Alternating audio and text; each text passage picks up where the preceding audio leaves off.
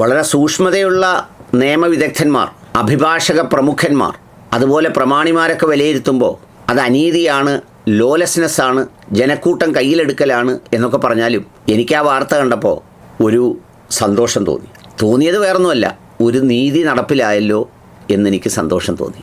സംഗതി ഇത്രയേ ഉള്ളൂ. നടന്നത് ഹൈദരാബാദിലാണ്. പ്രണയാഭ്യർത്ഥന നിരസിച്ചതിന് യുവതിയെ യുവാവ് കഴുത്തറുത്ത് കൊന്നു. പ്രതിയായ യുവാവ് ആൾക്കൂട്ടാക്രമണത്തിൽ കൊല്ലപ്പെട്ടു.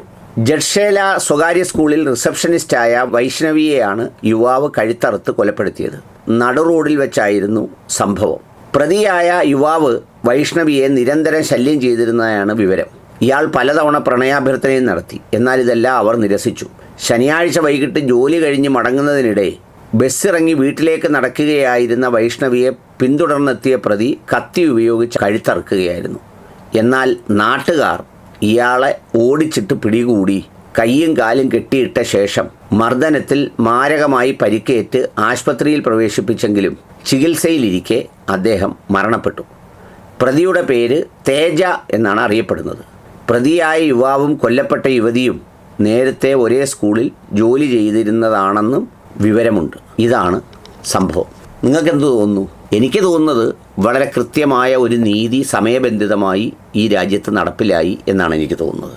ഒരു പെൺകുട്ടിയെ പിന്തുടർന്ന് അവളോട് പ്രണയം പറഞ്ഞു, അവൾ നിരസിച്ചതിന് ശേഷം അവിടെ കഴുത്തറുത്ത് കൊന്നു. ആ കഴുത്തറുത്ത് കൊന്ന പ്രതിയെ നിയമവ്യവസ്ഥയ്ക്ക് വിട്ടുകൊടുത്താൽ നിയമവ്യവസ്ഥ അവനെ നല്ലപോലെ തീറ്റിപ്പോറ്റി ആഹാരമൊക്കെ കൊടുത്ത് നല്ല സുന്ദരനും സുമുഖനും നല്ല കുട്ടപ്പനും ഒക്കെ ആക്കി റെഡിയാക്കി അവനെ വളർത്തിക്കൊണ്ടുവന്ന് ഇതിൻ്റെ വിവിധങ്ങളായ വശങ്ങൾ പരിശോധിച്ച് ഇതിൽ ന്യായമേതാണ് അന്യായമേതാണെന്ന് നോക്കി സാക്ഷിമൊഴി പരിശോധിച്ച് സാക്ഷിയായ ആളിൻ്റെ കണ്ണിൻ്റെ കാഴ്ച പരിശോധിച്ച് അയാൾ നിന്ന സ്ഥലം പരിശോധിച്ച് എല്ലാം കൂടി ഒരു 8 കൊല്ലം എടുക്കും. ഈ 8 കൊല്ലം അവന് സുഖമായി ആഹാരമൊക്കെ കഴിച്ച് നല്ലതുപോലെ ജീവിക്കാം. ഇടയ്ക്കിടയ്ക്ക് പരവുള്ളിറങ്ങാം. പിന്നെ പാർട്ടിക്കാരുമായോ മറ്റെന്തെങ്കിലുമായി ബന്ധമുണ്ടെങ്കിൽ എല്ലാ വകുപ്പുകളും ഉണ്ട്. പിന്നെ മുൻകൂട്ടി ചില ക്രിമിനൽ ലോയർമാരെ കണ്ടാൽ അവരെന്ത് ചെയ്യുമെന്ന് വെച്ച് കഴിഞ്ഞാൽ 25 ലക്ഷം കൊണ്ടുവരാമെങ്കിൽ രക്ഷപ്പെടുത്താം എന്ന് പറഞ്ഞിട്ട് ആ കേസ് അന്വേഷിക്കുന്നവർക്കൊരു വീതമൊക്കെ കൊടുത്ത് ഇതിൻ്റെ മഹസറിലും അതുപോലെ മൊഴികളിലുമൊക്കെ രക്ഷപ്പെടാനുള്ള പഴുതുകളിട്ട് എഴുതി റെഡിയാക്കി വിടും.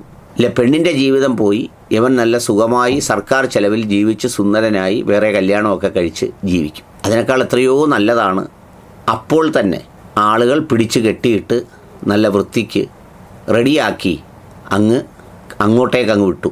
അവൻ കൊന്നവർ അങ്ങ് എത്തുന്ന സമയത്തിന് മുമ്പേ ഈ കൊല ചെയ്തവൻ കൂടി അവിടെ എത്തുക എന്ന് പറയുന്നത് ഒരു നീതിയാണ്. പക്ഷേ ആ നീതി പലപ്പോഴും നടപ്പിലാവാറില്ല. ഞാനിത് കഴിഞ്ഞ ദിവസം സത്യപ്രതിജ്ഞാ ചടങ്ങിനിടയിൽ ഫോണും ഒന്നും വർക്ക് ചെയ്യുന്നില്ല. അതിൻ്റെ ഇടയിലൂടെ ഞാൻ കയറി നോക്കിയപ്പോൾ കണ്ട ഒരു സംഗതിയാണ്. അപ്പോഴേ ഞാനത് പിടിച്ചിട്ട് ഒന്ന് പറയണമല്ലോ എന്ന് വിചാരിച്ചു. അത് കണ്ടപ്പോൾ എനിക്കൊരു സന്തോഷം തോന്നി. അതൊന്ന് പങ്കുവച്ചതാണ്.